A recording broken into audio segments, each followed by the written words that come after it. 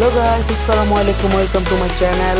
আজকে চলে যাব ঈদগাহ মাঠে খেলতে, আপনারা আমার সাথে থাকেন।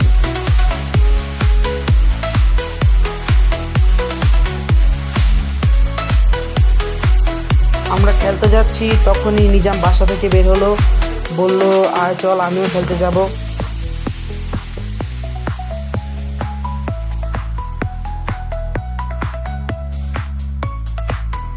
আমরা যাইতেছিলাম, তখনই মাঝপথে নীরবের সাথে দেখা। আমি বললাম চল খেলতে যাই, ও বলল না আজকে খেলবো না না তাই আমরা তিনজন আবার মাঠের দিকে রওনা দিলাম। গাইস, এটা আমাদের মাঠ।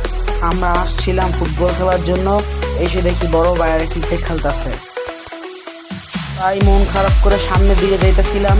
তখনই ছোট ভাইদের সাথে দেখা, ছোট ভাইয়েরা বসে বসে আড্ডা দিচ্ছিল।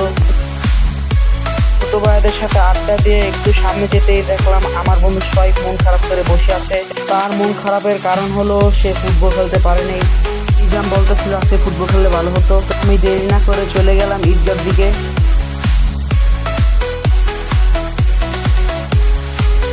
গাইস, এটাই আমাদের ঈদগাহ। আমাদের ঈদগাহর নাম হলো ঐতিহাসিক চ্যাঙ্গাবিড়া ঈদগাহ ময়দান।